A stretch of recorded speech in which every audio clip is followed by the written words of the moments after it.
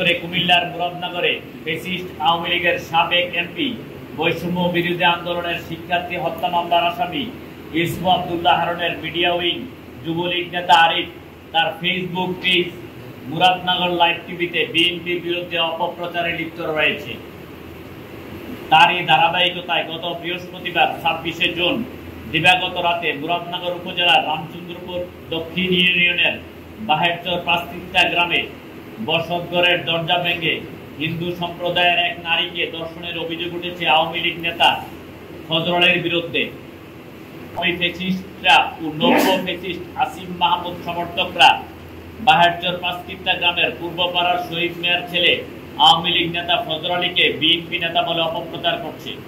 আওয়ামী লীগের পতনের পর থেকে পলাতক যুবলীগ নেতা আরিফ গত 27শে জুন শুক্রবার মুরাদনগরের আওয়ামী ওসি জাহিদুর রহমানের সাথে ঘটনাস্থলে যায় এবং সত্য ঘটনা আড়াল করে আওয়ামী লীগ নেতাকে বিএনপি নেতা বলে অপপ্রচার করে। আওয়ামী লীগ বরাবরই হিন্দু মুসলিম দাঙ্গা বাঁধিয়ে দেশকে অস্থিতিশীল করতে চায়। তারই ধারাবাহিকতায় মুরাদনগরের ওসি জাহিদুর রহমান যুবলীগ নেতা আরিফকে সাথে নিয়ে আওয়ামী লীগ নেতা ফজল আলী কর্তৃক সংগঠিত অপরাধের সাথে বিএনপির নাম জড়িয়ে রাজনৈতিক অস্থিতিশীল পরিস্থিতি তৈরি করে বর্তমান সরকারকে বেকায়দায় ফেলার ষড়যন্ত্র করছে। আপাতত 26শে জুন দিবাগত রাতে মুরাদনগর উপজেলার দক্ষিণ রামচন্দ্রপুর দক্ষিণ ইউনিয়নের বাহেরচর পাঁচতিস্তা গ্রামে বসতঘরের দরজা ভেঙে হিন্দু সম্প্রদায়ের এক নারীকে ধর্ষণের ঘটনায় জড়িত ফজল আলী বিএনপির কোনো নেতা তো নয়, সে বিএনপির সাথে কোনোভাবেই সম্পৃক্ত নয়, বরং অভিযুক্ত ফজল আলী আওয়ামী লীগের রাজনীতির সাথে যুক্ত এবং স্থানীয় 11 নং দক্ষিণ রামচন্দ্রপুর ইউনিয়ন চেয়ারম্যান আওয়ামী লীগ নেতা গোলাম কিবরিয়া খোকনের বডিগার্ড।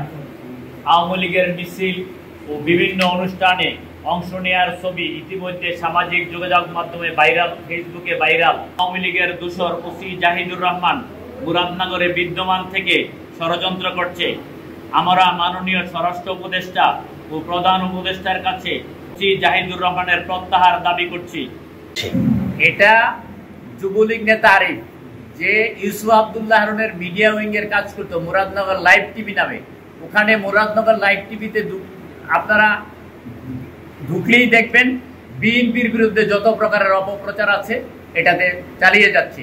সেই আর যুবলীগ নেতা আরিফকে সাথে নিয়ে মুরাদনগরের ওসি জাহিদুর রহমান ঘটনাস্থলে যায় এবং ওসি জাহিদুর রহমান এই আরিফকে দিয়ে পরিকল্পিতভাবে এই নিউজটা ভাইরাল করে সারা দেশে বিএনপির বিরুদ্ধে অপপ্রচার চালানো হয়। আসিফ মাহমুদ বিভিন্ন পেজের মাধ্যমে আমাদের নেতা আলহাজ কাজী শাহ মোফাজ্জল হোসেন কাইকুবাস এবং বিভিন্ন বিএনপির বিরুদ্ধে অপপ্রচার করেছে। কিছুদিন পূর্বে সে নিজে একটা স্ট্যাটাস দিয়েছে আমাদের নেতা আলহাজ কাজী শাহ মোফাজ্জল হোসেন কাইকুবাস সাহেবের বিরুদ্ধে এবং তার চাচাতো ভাই এবং তার বাবার সাথে যে এই যুবলীগ নেতা আরিফ মিটিং করেছে এই ছবিও সামাজিক যোগাযোগের মাধ্যমে আছে এবং এটা আমরা আপনাদেরকে দিতে পারবো। প্রতিক্রিয়া ব্যক্ত করেছে। গতকালকে আমরা একটা সামাজিক যোগাযোগ মাধ্যমে দেখলাম সে একটা স্ট্যাটাস দিয়েছে যে একটা ইঙ্গিত করেছে আমাদের দলকে উদ্দেশ্য করে যে এটার সাথে আমরা জড়িত, যে যারা আওয়ামী লীগকে পুনর্বাসন করছে। কিন্তু আমরা পরিষ্কার ভাষা বলতে চাই এটার সাথে আওয়ামী লীগ এই উপদেষ্টার বাবা এবং উপদেষ্টার চাচা পুনর্বাসন করছে এবং তারা এটার সাথে জড়িত।